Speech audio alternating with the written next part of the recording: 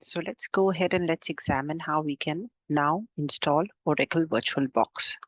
So let's go to Oracle VirtualBox site.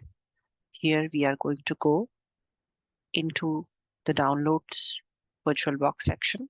Within Windows hosts, we are going to click on Windows hosts and we are going to download the Oracle VirtualBox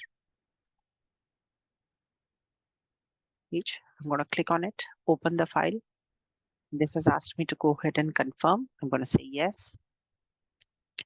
Then I will walk through the next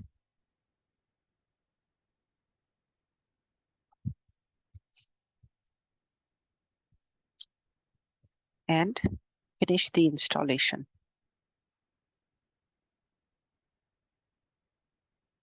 Upon finishing the installation, this is how Oracle VirtualBox looks like.